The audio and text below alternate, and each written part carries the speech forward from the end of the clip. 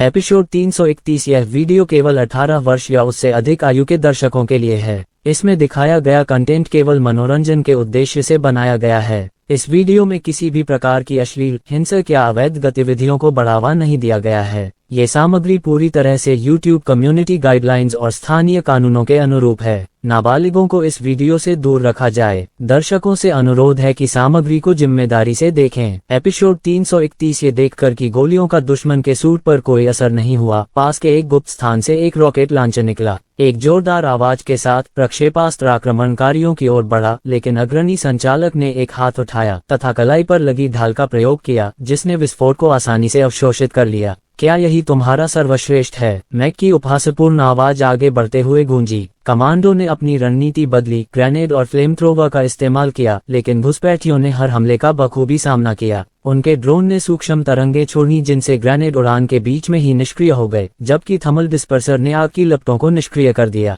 पीछे हटो, एक गार्ड चिल्लाया। उसकी आवाज कांप रही थी क्योंकि उनकी लाइन टूट गई थी। आक्रमणकारी अत्यंत सटीकता से आगे बढ़े और एक एक करके सैनिकों को अशक्त कर दिया। उनकी उत्कृष्ट तकनीक और रणनीति का स्पष्ट प्रमाण तब मिला जब उन्होंने परिसर की सुरक्षा को ध्वस्त कर दिया और बिजली की गति से भीतरी क्षेत्र में पहुंच गए। परिसर में अफरा तफरी मच गई। हवा में धुआं भर गया था, जिससे बेतरतीब ढंग से जल बुझ रही फ्लडलाइट्स पर घना साया पड़ रहा था। पहरेदार प्रवेश द्वारों के पास रक्षात्मक रेखाएं बनाने के लिए दौड़ पड़े और आगे बढ़ते घुसपैठियों के खिलाफ अपनी राइफलें तान दी। पहली गोली चलते ही एक तेज धमाका हुआ और हवा में गूंज उठी। धुएं के बीच से गोलियां निकलकर हमलावरों के चिकने काले कवच में चिंगारी भर गईं, लेकिन नतीजों से पहरेदारों को झटका लगा क्योंकि उनके हथियार पर बस एक हल्का सा खरोंच का निशान रह गया था। मुख्य लक्ष्यों पर निशाना साधो, दस्ते का नेता चिल्लाया। उसकी आवाज गार्डों के शोर को चीरती हुई आ रही थी। सैनिकों ने निशाना साधा और गोलियां चलाईं, लेकिन गोलियां हमलावरों के सामरिक सूट से टकराकर बिना किसी नुकसान के उछल गईं और बमुश्किल कुछ हल्के खरोंच के निशान छोड़ गईं। घुसपैठिए बिना किसी रुकावट के आगे बढ़ते रहे। उनके कदम सोच समझकर और एक साथ चलते रहे। कवच भेदी गोलियों का प्रयोग करो, एक अन्य सैनिक ने अपनी मैगजीन निकालते हुए और नई गोलियां भरते हुए कहा। एक पहरेदार ने अपनी राइफल सीधी की और दुश्मन के कवच के एक खुले जोड़ पर निशाना साधते हुए एक जोरदार गोली चलाई। गोली निशाने पर लगी, लेकिन ज्यादातर प्रभाव कवच के कवच ने झेल लिया। निशाना थोड़ा लड़खड़ाया और फिर अपनी बेरहमी से आगे बढ़ने लगा। वास्तव में क्या बकवास है, क्या धिक्कार है। ये सूट बहुत मजबूत हैं, गार्ड ने गाली देते हुए कहा। उसके चेहरे पर पसीना बह रहा था। जिस तरह से चीजें हो रही थीं, उससे गार्ड हैरान थे। ये हैरान करने वाला था। जब वे स्तब्ध होकर प्रतिक्रिया देने की स्थिति में थे, तभी परछाई से एक हमलावर ने हाथ उठाया और नीली ऊर्जा का एक स्पंदन छोड़ा। इस विस्फोट ने सबसे नजदीकी दस्ते को घायल कर दिया, जिससे वे जमीन पर गिर पड़े। उनके शरीर कुछ देर के लिए हिट गए, फिर वे जिंदा तो थे लेकिन अशक्त हो गए। फैल जाओ, एक साथ इकट्ठा मत हो जाओ, कमांडर चिल्लाया। बहरा कर देने वाले विस्फोट की अराजकता में उसकी आवाज मुश्किल से सुनाई दे रही थी।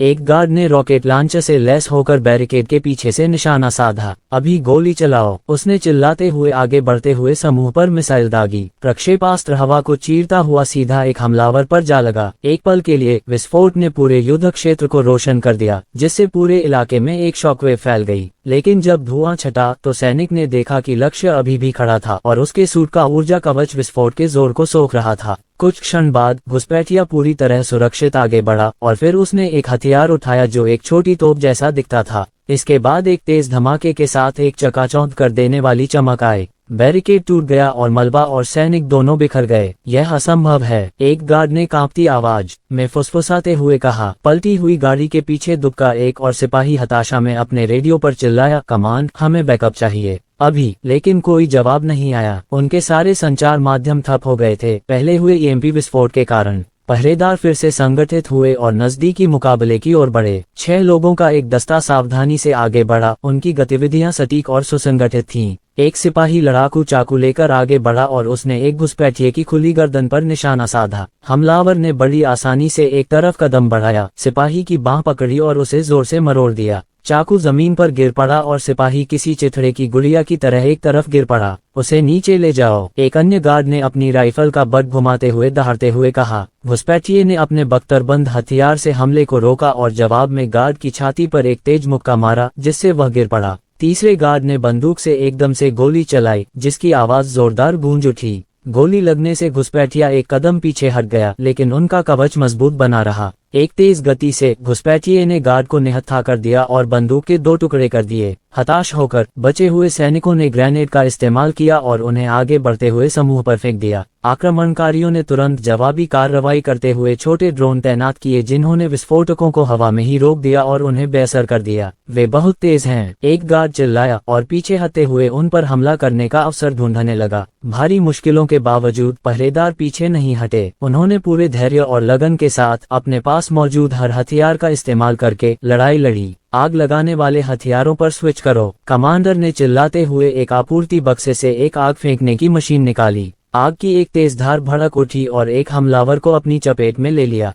एक क्षण के लिए सैनिकों के चेहरों पर आशा की किरण दिखाई दी, मानो उन्होंने बढ़त हासिल कर ली हो। लेकिन जैसे ही लपटें शांत हुईं, आकृतियां उभरी। उनके कवच गर्मी से मंद रूप से चमक रहे थे, लेकिन बाकी सब सुरक्षित थे। एक सैनिक ने अविश्वास में अपना सिर हिलाते हुए कहा, यहाँ तक कि आग भी काम नहीं करती। वे अजेय नहीं हैं, कमांडर ने झट से कहा। हमें बस कोई रास्ता ढूंढना है। लेकिन जैसे ही पहरेदार नई रणनीति बनाने में जुटे, हमलावर आगे बढ़ते गए। उनकी बेहतर तकनीक और रणनीति ने बेरहमी से उनकी सुरक्षा को तहस नहस कर दिया। एक एक करके पहरेदार गिरते गए, उनकी पंक्तियां दबाव में ढहती गईं। युद्ध शुरू होने से पहले ही खत्म हो चुका था। आक्रमणकारी विजयी खड़े थे, उनके कवच टूटी हुई फ्लडलाइट्स की फीकी रोशनी में चमक रहे थे। दूर से कदमों की लयबद्ध गूंज ऑपरेशन के अगले चरण का संकेत दे रही थी। अब असली चीज के लिए जाने का समय आ गया था। _ संविधान भवन के नीचे बंकर के भीतर राजेश पटेल सुरक्षा प्रमुख, वरिष्ठ मंत्रियों और सैन्य अधिकारियों के साथ गंभीर चेहरे के साथ खड़े होकर निगरानी फीड देख रहे थे।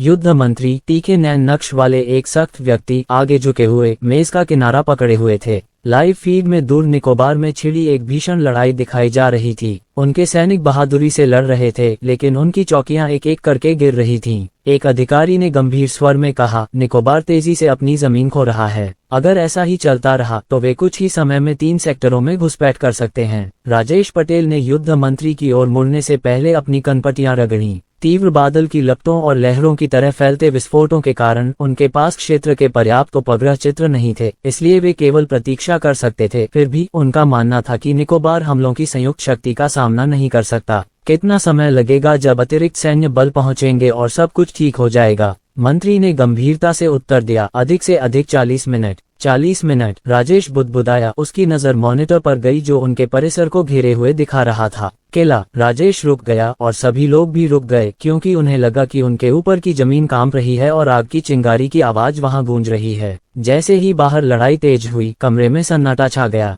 जमीन के ऊपर विस्फोटों और गोलियों की आवाज हवा में गूंज रही थी। कमरे में मौजूद हर व्यक्ति ने एक ही अनकहा विचार साझा किया, वहां क्या हो रहा था। जब राजेश पटेल अपने सामने विशाल मॉनिटर पर नौसैनिक युद्ध को देख रहे थे तो उनका चेहरा शांत था और उनके हाथ उनकी पीठ के पीछे कसकर बंधे हुए थे, लेकिन उनके दिमाग में गणनाओं और रणनीतियों का तूफान चल रहा था। कमरा मंद रोशनी वाला था, केवल टिमटिमाती स्क्रीन पर युद्ध का दृश्य दिखाई दे रहा था। उन्हें बिना बताए अरोरा ने बड़ी सावधानी से यह सुनिश्चित कर लिया था कि उनके साथ सभी बाहरी संचार बंद कर दिए जाएं। कैमरों और रिसीवरों पर नजर रखी जा रही थी और उनके फीड में हेरफेर किया जा रहा था, जिससे प्रधानमंत्री और उनके कर्मचारी बाहरी दुनिया से पूरी तरह अलग थलग पड़ गए। फिर भी उनके ऊपर चल रही लड़ाई की आवाजें दबाई नहीं जा सकीं। तनावपूर्ण सन्नाटा तब टूटा जब सैनिक दफ्तर के दरवाजों से अंदर घुसे। उनके भारी बूटों की गूंज पॉलिश किए हुए फर्श पर गूंज रही थी। अचानक हुई इस घुसपैठ से कमरे में मौजूद सभी लोग चौंक गए। उनका ध्यान भंग हो गया। सर, हमारे सामने एक गंभीर समस्या है, एक सैनिक ने गंभीरता से कहा।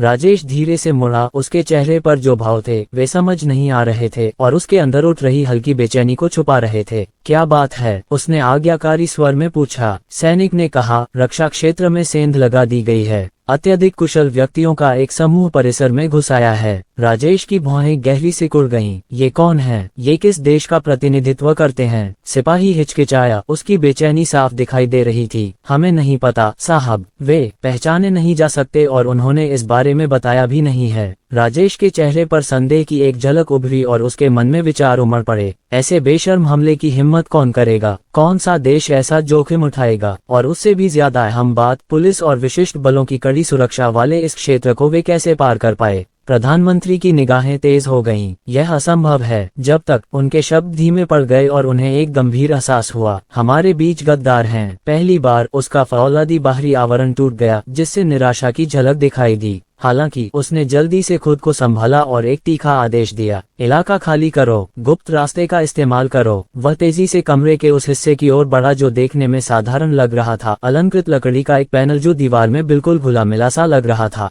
राजेश ने अपनी मेज के नीचे छिपे बटन को अभ्यासपूर्वक सहजता से दबाया। पैनल एक हल्की सी फुसफुसाहट के साथ खिसक गया, जिससे एक मंद रोशनी वाली सीढ़ी दिखाई दी जो परछाई में उतर रही थी। ये रास्ता हमें शहर के बाहर पुराने रेलवे स्टेशन तक ले जाएगा, राजेश ने स्थिर लेकिन जरूरी आवाज में कहा। जल्दी और चुपचाप आगे बढ़ो, अतिरिक्त बल बुलाओ। टीम संकरी सीढ़ियों से नीचे उतरी, हर कदम के साथ हवा ठंडी और नम होती जा रही थी। ऊपर टिमटिमाती रोशनियां लंबी बदलती परछाइयां डाल रही थीं, जिससे दमनकारी माहौल और भी गहरा हो रहा था। राजेश टीम का नेतृत्व कर रहे थे। उनके दोनों ओर उनके पहरेदार थे, जो हथियार निकाले हुए थे और किसी भी खतरे के लिए तैयार थे। जैसे ही वे गलियारे के अंदर एक चौराहे पर पहुंचे, हवा तनाव से भारी हो गई। अचानक एक तेज धातु की क्लिक की आवाज अंतरिक्ष में गूंजी। राजेश ने ठीक समय पर मुड़कर देखा तो एयर चीफ के दाहिनी ओर एक आदमी बंदूक उठाए खड़ा था। नीचे, राजेश चिल्लाया, लेकिन गोली पहले ही चल चुकी थी। एक गार्ड चीखते हुए गिर पड़ा और उसकी कमर पकड़ ली, लेकिन बाकी गार्डों ने तुरंत जवाबी कार्रवाई की। बंदूकधारी को जमीन पर गिरा दिया गया, उसका हथियार पत्थर के फर्श पर फिसल रहा था। जैसे ही गार्डों ने हमलावर को काबू में किया और उसे नीचे गिराया, अफरा तफरी मच गई। वायुसेना प्रमुख पीले और कांपते हुए उस आदमी को घूर रहे थे। जितेंद्र, तुम ऐसा कैसे कर सकते हो? बंदूकधारी, जिसका चेहरा खून से सना हुआ था लेकिन विद्रोही भाव से, एक डरावनी हंसी हंसा जो गलियारे में गूंज उठी। सब खत्म हो गया, उसने कर्कश स्वर में कहा। उसकी आवाज में एक अजीब सी निश्चितता थी। उन्हें जल्द ही पता चल जाएगा। इससे पहले कि कोई कुछ कह पाता, उनके नीचे की जमीन जोर से कांप उठी। नीची छत से धूल गिरने लगी और एक बहरा कर देने वाली गर्जना तेज होती गई। भारी कदमों की आहट नजदीक आए और कुछ ही पल बाद सैनिकों का एक समूह, जिसका नेतृत्व एक विशालकाय व्यक्ति कर रहा था, गलियारे में घुस आया। अपने विशालकाय शरीर को संकरी जगह पर हावी करते हुए मैक आगे बढ़ा। उसकी पैनी नजरें राजेश पर टिक गईं और उसने औपचारिक सलामी में हाथ उठाया। प्रधानमंत्री पटेल, उसने गहरी और अधिकारपूर्ण आवाज में कहा। राजेश का चेहरा गुस्से से लाल हो गया। तुम यहाँ आकर मुझे सलाम करने की हिम्मत कर रहे हो? क्या तुम्हें लगता है कि इसका अंत तुम्हारे लिए अच्छा होगा? उसकी आवाज चीख में बदल गई, जिसकी गूंज उसके गुस्से को और बढ़ा रही थी। तुम अपने ही बनाए जाल में फंस गए हो। उसके ये शब्द सुनते ही एक दर्जन एसपीजी गार्ड, जो बिल्कुल साफ सुथरे बिजनेस सूट पहने हुए थे, आगे बढ़े। उनकी उपस्थिति प्रभावशाली लग रही थी। राजेश ने व्यंग्य किया। उसकी आंखों में विजय की एक झलक झलक रही थी। हालांकि मैक बेपरवाह लग रहा था। वह हंसा। उसकी हंसी पूरे गलियारे में गूंज रही थी। क्या तुम्हें लगता है कि सिर्फ तुम ही हो जिसके पास सुपरह्यूमन है? राजेश कुछ कह पाता, उससे पहले ही मैक के पीछे की परछाई से एक और आकृति बाहर निकली। उसकी उपस्थिति अलौकिक थी। उसके रूप से अलौकिक शक्ति का आभास हो रहा था। प्रधानमंत्री के सुरक्षाकर्मी यह समझते ही वहीं ठिठक गए। यह कोई साधारण सैनिक नहीं था। मैक मुस्कुराया। मुझे हमारे अलौकिक पक्ष से परिचित कराने की अनुमति दीजिए। इसके बाद उग्र भाव वाले दर्जनों पुरुष प्रकट हुए। राजेश की भौहें गहरी हो गईं और वह चिल्लाया, जाओ और इन बदमाशों को पकड़ो। ये कहते हुए उसने भागने की योजना बनाते हुए अपने कंधे पर नजर डाली। उनके आदेश का पालन करते हुए एसपीजी आगे बढ़ी। टक्कर के भार से मार्ग कांप उठा। राजेश को घेरे हुए एसपीजी कमांडो, उनके बिजनेस सूट उनके भव्य शरीर को मुश्किल से छुपा पा रहे थे, शिकारियों की तरह घूम रहे थे। प्रत्येक से एक अप्राकृतिक ऊर्जा निकल रही थी और उनकी आभा शक्ति से चमक रही थी। जैसे जैसे वे आगे बढ़े, राजेश का उपहास गहराता गया। उनकी गतिविधियां तरल और सोची समझी थीं। उनके सामने मैक बिना हिले डुले खड़ा था। उसका विशाल शरीर उसकी लंबी परछाई बना रहा था। उसने अपनी उंगलियों को चटकाया, जिसकी आवाज एक अशुभ ध्वनि की तरह गूंज रही थी। उसके पीछे खड़े सैनिक घबरा गए, लेकिन मैक ने पीछे मुड़कर नहीं देखा। उसकी तीखी नजरें विरोधियों पर टिकी थीं और फिर एक जंगली मुस्कान के साथ वह आगे बढ़ गया। लड़ाई तूफान की तरह भड़क उठी। एक एसपीजी कमांडो, जो बाकियों से ज्यादा तेज और फुर्तीला था, पहले मैक पर झपटा। उसकी मुट्ठियों की एक तेज श्रृंखला ने मैक की छाती पर मुक्कों की बौछार कर दी, लेकिन मैक नहीं हिला। उसने पत्थर की दीवार की तरह वार झेले, फिर बीच में ही कमांडो का हाथ पकड़ लिया। एक जोरदार झटके के साथ एक भयानक दरार की आवाज आई और कमांडो पत्थर की दीवार से टकरा गया, जिससे एक गहरा गड्ढा बन गया और वह बेहोश होकर जमीन पर गिर पड़ा। दो अन्य हमलावरों ने एक साथ हमला किया। एक के हाथ में एक दांतेदार ब्लेड था जो मंद रोशनी में चमक रहा था और दूसरे के हाथ में एक सामरिक डंडा था जो बिजली से कड़क रहा था। ब्लेड हवा में तेजी से मैक के गले पर निशाना साधते हुए वार कर रहा था, लेकिन वह अपने आकार के हिसाब से आश्चर्यजनक फुर्ती के साथ नीचे झुका और फिर अपना कंधा पहले हमलावर की छाती में घुसा दिया। वह आदमी इतनी जोर से पीछे की ओर उछला कि रास्ते के मोटे पत्थर के सहारे टकराते ही चकनाचूर हो गए। एम्पायर की विशेष सामग्री का आनंद लेने जैसे ही उसने गार्ड को ब्लेड से मार गिराया, दूसरे हमलावर ने मैक के सिर पर डंडा घुमाया। बिजली खतरनाक रूप से पास से चमक रही थी। मैक ने वार करते हुए अपने नंगे हाथ से हथियार पकड़ लिया। हालांकि बिजली उसके शरीर से होकर गुजर रही थी, वह डगमगाया नहीं। इसके बजाय उसने डंडा झटककर उसे कमांडो की खोपड़ी पर एक ही वार में चकनाचूर कर दिया। उसके चारों ओर मार्ग में अराजकता का साम्राज्य था। बाकी महामानव दैत्यों की तरह आपस में भिड़ गए। उनके प्रहारों से जमीन हिल रही थी। राजेश की एक कमांडो बिल्ली जैसी सजगता वाली एक दुबली पतली महिला दोस्तों और दुश्मनों के बीच दौड़ रही थी। उसके दो ब्लेड कवच और मांस दोनों को चीर रहे थे। उसकी हरकतें लगभग सम्मोहित करने वाली थीं, तेज और सटीकता का एक घातक नृत्य। लेकिन वह भी लड़खड़ा गई जब मैक के एक सैनिक, एक विशालकाय जानवर जिसके पास एक विशाल जंजीर थी, ने उसे एक विनाशकारी चाप में घुमाया जिससे उसके नीचे की जमीन दरक गई और उसे पीछे हटने पर मजबूर होना पड़ा। सामरिक ग्रेनेडों के फटने से गलियारे में विस्फोटों की गूंज सुनाई दी, जिससे हवा दम घोंटने वाले धुएं और उड़ते हुए मलबे से भर गई। लड़ाके इस अफरा तफरी में शिकारियों की तरह आगे बढ़ रहे थे। उनकी बढ़ी हुई इंद्रियां उन्हें धुंध में से निकलने में मदद कर रही थीं।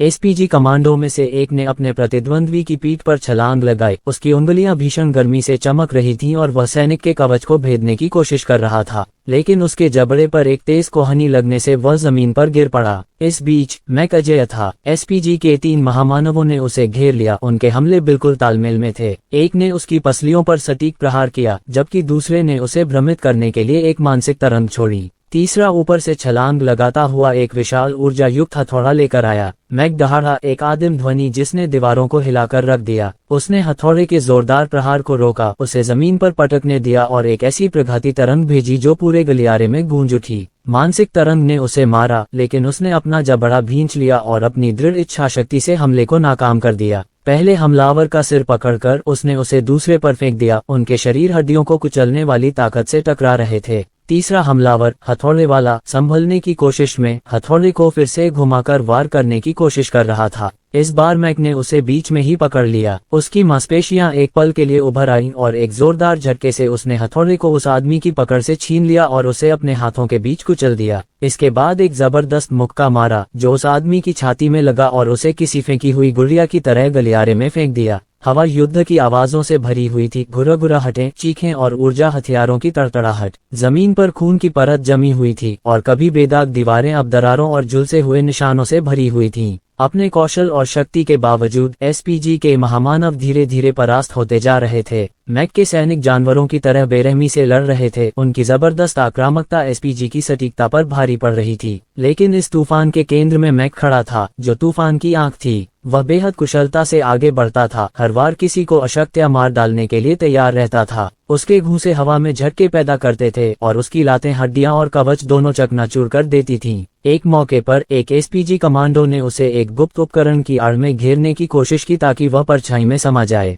लेकिन मैक की तेज प्रवृत्ति ने काम कर दिया। वह घूमा, उस आदमी का गला पकड़ा और उसे जमीन से ऊपर उठा लिया। तुम्हें लगता है कि मैं तुम्हारे डर को नहीं भांप सकता, मैक गरजा। उसकी आवाज में गहरी गड़गड़ाहट थी। एक ही हाथ से उसने उस आदमी को अपने साथियों के झुंड में फेंक दिया और उन्हें चिथड़ों की तरह तितर बितर कर दिया। जैसे ही धूल जमी, गलियारा अराजकता के बाद के माहौल से भर गया। पराजित एसपीजी कमांडो जमीन पर पड़े थे, दर्द से कराह रहे थे या बेहोश हो गए थे। उनके सूट फटे और खून से सने हुए थे और उनके हथियार धुआं उगलते मलबे में तब्दील हो गए थे। पत्थर की दीवारों पर दरारें मकड़ी के जाले जैसी थीं और मलबे के टुकड़े जमीन पर बिखरे हुए थे, मानो किसी ढहे हुए युद्ध क्षेत्र के अवशेष हों। मैक मलबे के बीच खड़ा था। उसकी विशाल काया क्षतिग्रस्त छत से छनकर आ रही हल्की रोशनी से जगमगा रही थी। उसके सैनिक उसके चारों ओर जमा हो गए, पराजित लेकिन विजयी। लड़ाई में अपनी जबरदस्त आक्रामकता के बावजूद वे अब अपने हथियार थामे अनुशासित मौन में खड़े थे। यह विरोधाभास अद्भुत था, मानो कोई जानवर तूफान मचाने के बाद शांत आज्ञाकारिता में लौट आया हो और अपने नेता के अगले आदेश का इंतजार कर रहा हो। मैक ने हाथ उठाकर अपनी टीम को एक सरल आदेशात्मक भाव से रोका। उसकी गहरी और अधिकारपूर्ण आवाज तनावपूर्ण सन्नाटे को चीरती हुई सुनाई दी। अब और खून खराबा नहीं, उन्होंने आदेश दिया। उनकी नजरें शांत बैठे एसपीजी कमांडो पर घूम रही थीं। हमने अपनी बात साबित कर दी है, उन्हें सुरक्षित करो, लेकिन अब किसी को नुकसान मत पहुंचाओ। उसके कई सैनिक तेजी से आगे बढ़े, एसपीजी कमांडो को मजबूत केबलों से बांध दिया और यह सुनिश्चित किया कि कोई भी जवाबी कार्रवाई न कर सके। पकड़े गए कुछ महामानवों ने संघर्ष किया, उनकी बढ़ी हुई ताकत के कारण केबलों में खिंचाव आ रहा था, लेकिन मैक की टीम तैयार थी। उन्नत व्यक्तियों को रोकने के लिए डिजाइन किए गए विशेष बंधन टूट गए, जिससे उनका प्रतिरोध निरर्थक हो गया। राजेश, जो मुश्किल से कुछ मीटर ही दौड़ा था, अपने सैनिकों को हारते देख लड़खड़ा गया। अपनी विशिष्ट सेना की हार के बावजूद वह अडिग और विद्रोही मुद्रा में खड़ा रहा। उसकी पैनी निगाहें गुस्से और अविश्वास के मिश्रण से मैक पर टिकी थीं। उसके चारों ओर उसके पहरेदारों ने अपने हथियारों पर अपनी पकड़ मजबूत कर ली थी, हालांकि वे कोई कार्रवाई करने से हिचकिचा रहे थे, क्योंकि उन्हें पूरा यकीन था कि वे पूरी तरह से पराजित हो चुके हैं। मैक आगे बढ़ा, उसके जूते मलबे से भरे फर्श पर चरमरा रहे थे। उसकी उपस्थिति जबरदस्त थी, हर हरकत में एक शांत लेकिन अडिग प्रभुत्व झलक रहा था। वह राजेश से कुछ फीट की दूरी पर रुक गया, मानो एक अडिग पहाड़ उसके ऊपर खड़ा हो। सब खत्म हो गया, मैक ने दृढ़ता से कहा। उसका स्वर दृढ़ था, लेकिन द्वेष से रहित। तुम्हारे आदमियों ने अच्छा संघर्ष किया, लेकिन अब वे मर चुके हैं। अब और हिंसा की कोई जरूरत नहीं है। राजेश का जबड़ा कस गया, उसका अहंकार उसे इतनी आसानी से पीछे हटने से रोक रहा था। क्या तुम्हें लगता है कि इसी तरह जीतना है? उसने जहर से भरी आवाज में थूका। मेरे ठिकाने में घुसकर, मेरे गार्ड्स पर हमला करके तुम इसका जवाब दोगे? तुम्हें अंदाजा भी नहीं है कि तुम किससे निपट रहे हो। राष्ट्र के मुखिया को मारने की कोशिश कर रहा हूँ। साम्राज्य में अनुभव की कहानियां। मैक ने धमकियों से बेपरवाह होकर उसे ठंडे दिमाग से देखा। मुझे आपकी सेनाओं की परवाह नहीं है, उसने जवाब दिया। यह कोई युद्ध नहीं है प्रधानमंत्री जी, यह एक संदेश है, एक प्रदर्शन। और आपने देखा ही है कि जब आप हमारे रास्ते में खड़े होने की कोशिश करते हैं तो क्या होता है। राजेश के हाथ मुट्ठियों में भींच गए, पर वह कुछ नहीं बोला। हवा में तनाव साफ झलक रहा था, उसका अभिमान उसकी हार की अकाट्य सच्चाई से जूझ रहा था। मैक एक और कदम आगे बढ़ा, उसकी आवाज धीमी गड़गड़ाहट में बदल गई। राजेश, आत्मसमर्पण कर दो, शांति से, किसी और को चोट नहीं पहुंचनी चाहिए। तुम ये लड़ाई हार ही चुके हो, लेकिन इसमें और जाने की जरूरत नहीं है। राजेश के दोनों ओर खड़े सैनिकों ने बेचैनी भरी नजरों से एक दूसरे को देखा। उनके नेता की खामोशी बहुत कुछ कह रही थी, हर गुजरते पल के साथ उसके विकल्प कम होते जा रहे थे। आखिरकार राजेश के कंधे थोड़े झुक गए और लड़ाई का जोश कम होता गया। तुम्हें लगता है कि ये यहीं खत्म हो जाएगा? उसने कड़वे लेकिन धीमे स्वर में कहा। तुम्हें लगता है कि यही अंत है? मैक के चेहरे पर थोड़ी नरमी आई, हालांकि उसका इरादा अटल था। नहीं, यह अंत नहीं है, उसने स्वीकार किया, लेकिन यह एक शुरुआत है। अगला कदम तुम्हें उठाना है, सोच समझकर चुनना। मैक ने एक तेज इशारे से अपनी टीम को और पीछे हटने का इशारा किया। इलाके को सुरक्षित करो, उसने आदेश दिया। घायलों का इलाज करो, हमारे और उनके दोनों का। अब हमारा काम खत्म। फिर वह राजेश की ओर मुड़ा, उसका विशाल शरीर पराजित प्रधानमंत्री पर एक लंबी छाया डाल रहा था। चलो चलें, अब कोई चालबाजी तुम्हारी मदद नहीं करेगी। तुम्हें बोलने का मौका मिलेगा, लेकिन अभी के लिए तुम हमारे साथ चलो। मैक ने सिर हिलाकर अपनी टीम को इशारा किया। उन्होंने अपनी घेराबंदी कड़ी कर दी, ये सुनिश्चित करते हुए कि किसी को भी भागने का जरा भी मौका न मिले, लेकिन फिर भी आगे कोई आक्रमण न करने दिया। राजेश के बचे हुए पहरेदारों ने अनिच्छा से अपने हथियार नीचे कर दिए, ये समझते हुए कि एक ऐसे दुश्मन के खिलाफ प्रतिरोध करना निरर्थक है जो पहले ही अपनी प्रभुता साबित कर चुका था। जैसे ही तनावपूर्ण गतिरोध के बाद सन्नाटा छा गया, मैक के एपीस पर हल्की सी आवाज गूंजी। स्थिर शांति के बीच एक आवाज कड़कती हुई आई, जो संतुलित और स्पष्ट रूप से आधिकारिक थी। मैक, स्थिति की रिपोर्ट करें। मैक ने डिवाइस पर टैप किया, उसकी नजर राजेश पर से हटी ही नहीं। लक्ष्य सुरक्षित, हमारी तरफ से कोई हताहत नहीं, लक्ष्य पर मौजूद लोगों पर न्यूनतम प्रभाव। आवाज ने संतुष्टि के भाव से जवाब दिया। अच्छा, योजना के अनुसार आगे बढ़ो, हम नतीजों को संभाल लेंगे। अपना हाथ नीचे करते हुए मैक ने अपना ध्यान वापस राजेश की ओर मोड़ा। उसका व्यवहार पहले की आक्रामकता से हटकर लगभग कूटनीतिक हो गया। प्रधानमंत्री पटेल, उसने स्थिर स्वर में कहा, आपके पास एक विकल्प है। इसी रास्ते पर चलते रहिए और अपने देश को लहूलुहान होते देखिए, या फिर हमारे साथ मिलकर आगे की स्थिति को बढ़ने से रोकिए। आपके लोग इससे बेहतर के हकदार हैं। राजेश के जबड़े कस गए, उसके होंठ एक पतली रेखा में सिकुड़ गए। पहली बार परिस्थिति का भार उस पर पूरी तरह से हावी होता दिख रहा था। वह एक शक्तिशाली व्यक्ति था, लेकिन इस समय वह घिरा हुआ था, सिर्फ बल प्रयोग से नहीं, बल्कि एक ऐसे दुश्मन की सोची समझी रणनीति से जिसने बदले की कोई गुंजाइश नहीं छोड़ी थी। आखिरकार एक लंबे विराम के बाद राजेश ने गहरी सांस ली और बोला, मैं अभी सहयोग करूंगा, लेकिन इसे समर्पण मत समझना, इंद्र फिर से उठेगा, पहले से भी ज्यादा शक्तिशाली होकर। मैक ने बिना एक इंच भी पीछे हटे हल्के से सिर हिलाकर शब्दों को स्वीकार किया। देखेंगे प्रधानमंत्री जी। अपनी टीम की ओर मुड़ते हुए मैक ने अपने अंतिम आदेश जारी किए। इलाके को सुरक्षित करो, बंदियों को बाहर निकालो और बाहर निकलने की तैयारी करो। जैसे ही उसके सैनिक उसके आदेशों का पालन करने के लिए आगे बढ़े, मैक ने आखिरी बार अपने कंधे के ऊपर से राजेश की ओर देखा। इस पल को याद रखना पटेल, बात सिर्फ आज कौन जीतता है इसकी नहीं है, बात तो कल क्या बचेगा इसकी है। ये कहकर वह मुड़ा और तेजी से आगे बढ़ा। उसके भारी कदमों की आहट खंडहरनुमा गलियारे में गूंज रही थी। उसके पीछे इंद्र के प्रधानमंत्री मौन में निश्चल खड़े थे। उनके विद्रोही भाव उनके भीतर उमड़ रहे अनिश्चितता के तूफान को जाहिर कर रहे थे। युद्ध समाप्त हो चुका था, लेकिन युद्ध बाहरी और आंतरिक दोनों अभी शुरू हुआ था। अंडस्को सूरी अपनी कुर्सी पर पीछे झुक गई। उसके चेहरे पर शांति थी, लेकिन उसकी तीखी आंखों में एक हिसाब किताब था। क्या मैक ने काम पूरा कर लिया? उसने सहज लेकिन स्पष्ट स्वर में पूछा। ऑरोरा की मधुर उदासीन आवाज ने उत्तर दिया, हाँ हो गया। अब इंद्र का प्रधानमंत्री हमारे नियंत्रण में है। सूरी मुस्कुराई। उसकी उंगलियां मेज पर लयबद्ध ढंग से थिरक रही थीं। तो क्या तुम उस वीआर हेलमेट से उसका दिमाग बदलने की सोच रही हो? उसने चिढ़ाते हुए पूछा। उसके शब्दों की खुशी भरी धार तनावपूर्ण माहौल को चीरती हुई निकल रही थी। इस इशारे पर अमन की भौहें तन गईं और उसने उसे तीखी नजरों से देखा। ब्रेन वॉश से तुम्हारा क्या मतलब है? मैं एक सभ्य और नैतिक इंसान हूँ। उसने अपनी छाती थोड़ी फुलाते हुए और आत्मसंतुष्ट भाव से अपनी नाक रगड़ते हुए कहा। मैं ब्रेन वॉश नहीं करता, मैं तो बस लोगों को सच्चाई की ओर ले जाता हूँ। सूरी खुद को रोक नहीं पाए और उस पर खींचकर आंखें घुमाने लगी। नैतिक? तुम देखो इस समय क्या हो रहा है। आधा देश तुम्हारे इशारों पर नाच रहा है। अमन ने उसकी बात को अनसुना कर दिया। उसका दिमाग पहले से ही अगले कदम पर चल रहा था।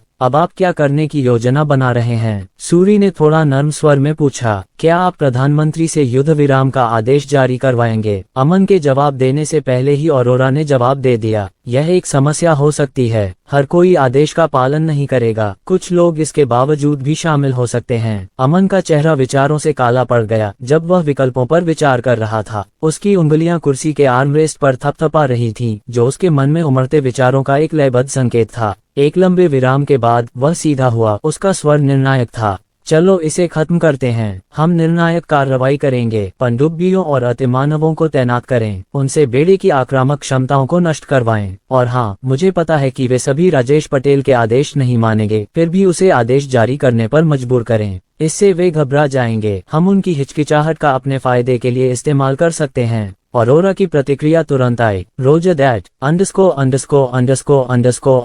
खुले समुद्र में विशाल नौसैनिक बेड़े के बीच हवा में भारी तनाव छाया हुआ था। त्रिवेदी कमान डेक पर चहलकदमी कर रहे थे और उनके अधिकारी मेज पर फैले एक नक्शे के चारों ओर इकट्ठा हो गए थे। मिसाइलों की विफलता ने उन्हें एक अस्थिर गतिरोध में डाल दिया था। एक अधिकारी ने अनिश्चितता से भरी आवाज में सुझाव दिया, क्या हमें पीछे हट जाना चाहिए और अतिरिक्त सैन्य बल का इंतजार करना चाहिए? ये तो सवाल ही नहीं उठता। दूसरे ने तीखी प्रतिक्रिया दी, अगर हम अभी पीछे हट गए तो हम सारी रणनीतिक बढ़त खो देंगे। हमें आगे बढ़ना होगा। एक तीसरा अफसर, जो जवान तो था लेकिन तेज नजरों वाला था, आगे झुका। अगर हम रात होने तक इंतजार करें तो क्या होगा? हम गुप्त घुसपैठ के लिए छोटी नावों का इस्तेमाल कर सकते हैं। इस तरीके से वे अचानक गिर सकते हैं, लेकिन हमें तो उनकी सटीक लोकेशन भी नहीं पता। किसी ने सिर हिलाते हुए तर्क दिया। और बिना पूरी तैयारी के अप्रशिक्षित टीमों को भेजना तो मानो मौत की सजा है। कमरे में गर्मागर्म बहस छिड़ गई। सुझाव एक दूसरे पर बरस रहे थे, लेकिन कोई भी व्यवहारिक समाधान नहीं दे पा रहा था।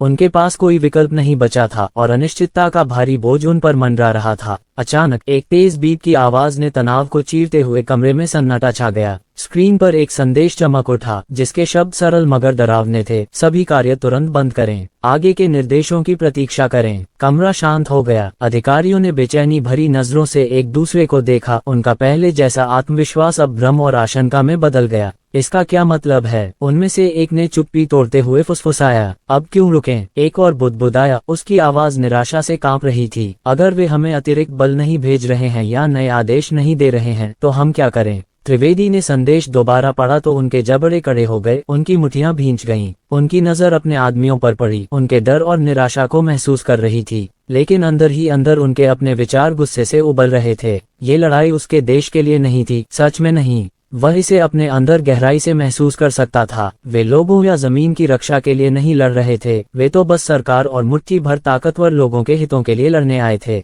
ये सोचकर ही उसके पेट में मरोड़ उठती थी। और जिस बात ने उसे सबसे ज्यादा नाराज किया वह थी जानकारी का अभाव। उसके वरिष्ठों ने उसे और उसके आदमियों को इस युद्ध में झोंक दिया था, जबकि वे दुश्मन की ताकत से पूरी तरह अनजान थे। जिस बेड़े का उन्होंने सामना किया वह असाधारण था। उनकी तकनीक इंद्र की नौसेना की क्षमता से कहीं आगे थी। दुश्मन की तकनीक अथाह उन्नत थी, उनकी रणनीति जबरदस्त थी। फिर भी उनसे बिना किसी रणनीति, बिना किसी समर्थन और बिना किसी जवाब के लड़ने और मरने की उम्मीद की जा रही थी, सिर्फ लाइन पर डटे रहने के आदेश। त्रिवेदी के होंठ एक गंभीर रेखा में सिकुड़ गए। वह अपने विचार व्यक्त नहीं कर सका, न यहीं न अभी, लेकिन कड़वाहट उसके दिल में घर कर गई और पहली बार अपने वरिष्ठों के प्रति उसकी वफादारी डगमगा गई। स्क्रीन पर घूरते हुए वह सोचने लगा कि वह इस ढोंग को और कब तक सह पाएगा। मुझे उस जगह का नक्शा दो। त्रिवेदी और उनके अधिकारी जब नक्शे पर बैठे थे तो जहाज के इंजनों की धीमी गड़गड़ाहट ही एकमात्र ऐसी आवाज थी जो तनावपूर्ण माहौल में घुल मिल गई थी। सुझावों का प्रतिवादों से टकराव हो रहा था, जिससे तनाव और बढ़ रहा था। लेकिन तभी अचानक बिना किसी चेतावनी के ऊपर से एक तेज चटकने की आवाज गूंजी। इससे पहले कि कोई कुछ समझ पाता, जहाज में बिजली का एक तेज झटका लगा, साथ ही एक तेज रोशनी भी चमक उठी। पूरा जहाज झटके से कराह उठा और जोर से कांप उठा। अधिकारी असंतुलित हो गए और कई कुर्सियां और उपकरण खड़खड़ा गए।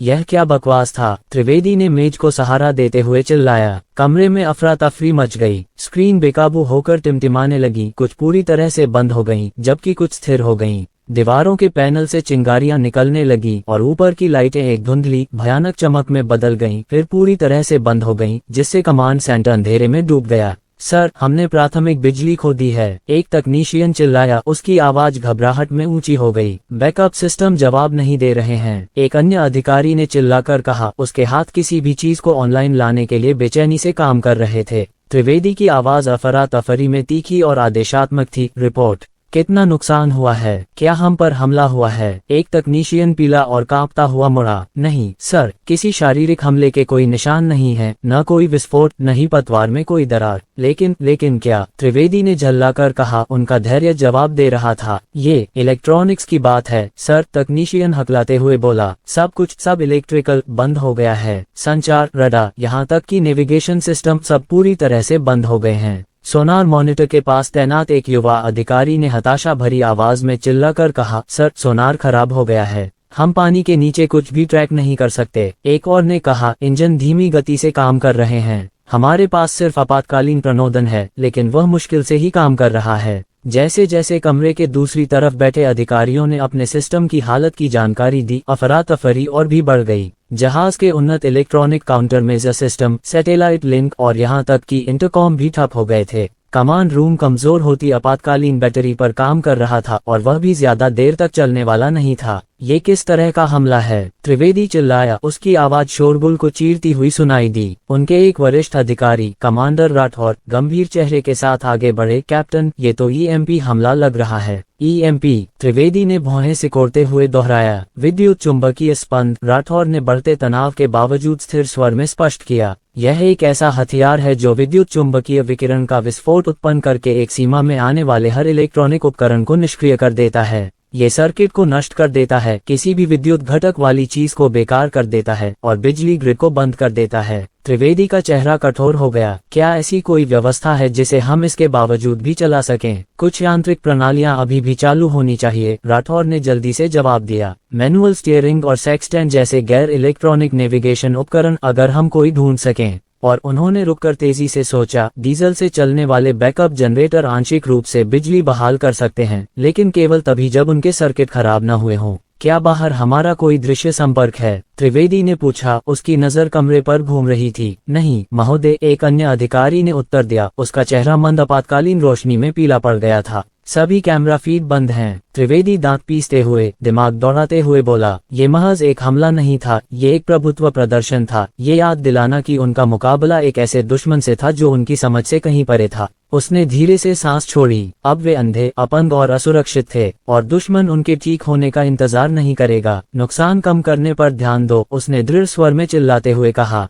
इंजीनियरों से महत्वपूर्ण प्रणालियों की बिजली आपूर्ति बहाल करवाओ और कोई यह पता लगाने की कोशिश करे कि उन्होंने यह ईएमपी कैसे पहुंचाया। क्या यह मिसाइल थी, ड्रोन था या कुछ और? जी सर, अधिकारियों ने एक स्वर में उत्तर दिया। त्रिवेदी की प्रभावशाली उपस्थिति से उनकी पहले की घबराहट कम हो गई। जैसे ही चालक दल नियंत्रण पाने के लिए संघर्ष कर रहा था, त्रिवेदी उस अफरा तफरी के केंद्र में खड़ा था। उसके हाथ मेज के किनारे को पकड़े हुए थे। स्थिति का भार उस पर भारी पड़ रहा था, लेकिन उसने इसे जाहिर नहीं होने दिया। दुश्मन चाहे जो भी हो, उन्होंने एक स्पष्ट संदेश भेज दिया था और त्रिवेदी जवाब देने के लिए दृढ़ था, चाहे कितनी भी मुश्किलें क्यों न हो। _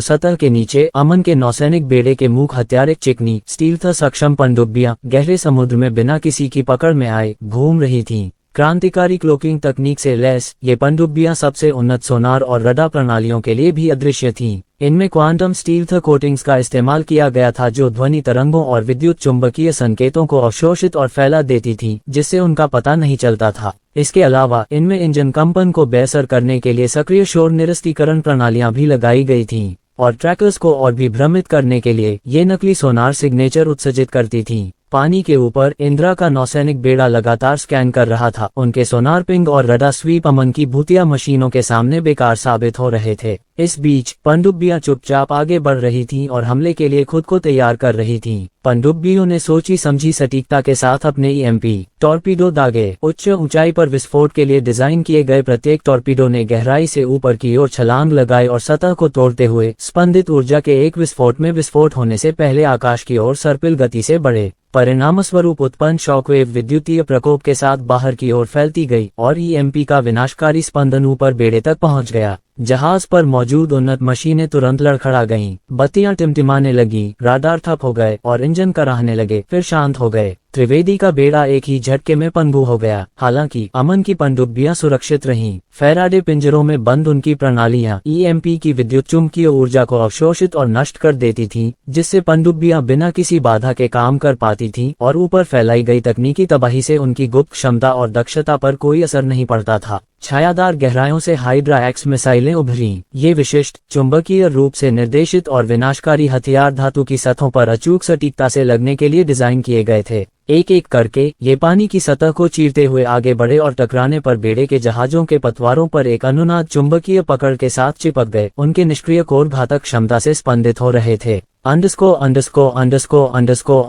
इस बीच त्रिवेदी के कमांड शिप के अंदर चालक दल में दहशत फैल गई। अलार्म बजने लगे। आपातकालीन लाइटों ने कमरे को एक अशुभ लाल चमक से भर दिया। त्रिवेदी शोर के ऊपर से चिल्लाया, अब क्या हो रहा है? त्रिवेदी ने शोरगुल को चीरते हुए पूछा। सर, कई हिट मिले हैं, एक तकनीशियन ने फटी हुई आवाज में चिल्लाया। हाइड्रा एक्स मिसाइलें हमारे पतवार से चिपक गई हैं। संकेत बताते हैं कि वे सशस्त्र हैं, लेकिन अभी निष्क्रिय हैं। त्रिवेदी ने पूछा, किससे लैस? विस्फोटकों से। कोई पारंपरिक विस्फोटक नहीं महोदय। मिसाइलें चुंबकीय अनुनाद संकेत उत्सर्जित कर रही हैं। ये संभव है कि वे विद्युत निर्वहन की तैयारी कर रही हों, अधिकारी ने अनुमान लगाया। उसके माथे पर पसीने की बूंदें उभर आईं। त्रिवेदी कुछ जवाब दे पाते इससे पहले ही जहाज के PA सिस्टम की स्थिरता को चीरती हुई एक आवाज आई। ये शांत और ठंडी थी और एक बेहद सटीक अल्टीमेटम दे रही थी। यह आपकी एकमात्र चेतावनी है। आप पूरी तरह से घिर चुके हैं। आपकी मशीनरी को निष्क्रिय कर दिया गया है और अब कोई भी प्रतिरोध व्यर्थ है। यदि आप तुरंत आत्मसमर्पण नहीं करते हैं तो हाइड्रा एक्स मिसाइलें एक उच्च वोल्टेज विद्युत विस्फोट करेंगी, जिससे जहाज पर सवार सभी लोग मारे जाएंगे। अभी आत्मसमर्पण करें या विनाश का सामना करें। इस संदेश ने पूरे क्रू में सिहरन पैदा कर दी। कुछ अधिकारी स्तब्ध रह गए, कुछ घबराई हुई नजरों से एक दूसरे को देखने लगे, जबकि कुछ ने धीरे से दुआएं मांगी।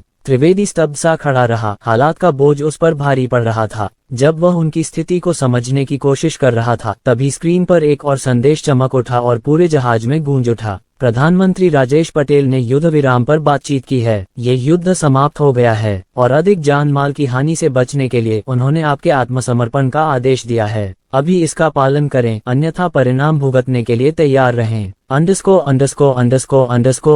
पड़ोसी जहाज पर एक अफसर ने अल्टीमेटम मानने से इनकार कर दिया। यह एक धोखा है, उसने कंसोल पर मुक्का मारते हुए चिल्लाया। अपने कप्तान के आदेश की अनदेखी करते हुए उसने बचे हुए बुर्ज को हाथ से चालू करने की कोशिश की। हाइड्रा एक्स मिसाइल ने तुरंत और तेजी से जवाब दिया। अमन की पनडुब्बियों से मिले एक आदेश पर निष्क्रिय मिसाइल सक्रिय हो गई और ऊर्जा का एक उछाल उत्सर्जित हुआ। कुछ ही पल बाद जहाज विद्युत चापों के जाल में फंस गया। उसका पतवार एक घातक चमक से जगमगा उठा, जबकि उसमें सवार चालक दल चीखने चिल्लाने लगा और उनके शरीर बेजान होकर गिर पड़े, मानो धधकती आग में फेंके गए कागज हों। अंतिम संदेश समुद्र के पार गूंज उठा। यह एक कम वोल्टेज प्रदर्शन था। अगली बार हम दया नहीं दिखाएंगे। इस भयावह दृश्य को देखकर बचे हुए चालक दल के सदस्य स्तब्ध होकर सन्नाटे में डूब गए। सबकी निगाहें त्रिवेदी पर टिक गईं। वह निश्चल खड़ा रहा। उसके चेहरे पर निराशा और पीड़ा का मिला जुला भाव था। एक लंबी चुप्पी के बाद उसने अपनी टोपी उतारी और शर्म से सिर झुका लिया। अब और बलिदान देने का कोई मतलब नहीं है, उन्होंने भारी आवाज में कहा। अगर प्रधानमंत्री ने शांति वार्ता की है तो अब और जान देने की कोई जरूरत नहीं है। उन्होंने अपने अधिकारियों की ओर मुड़कर आदेश जारी किया, बेड़े को संकेत दो,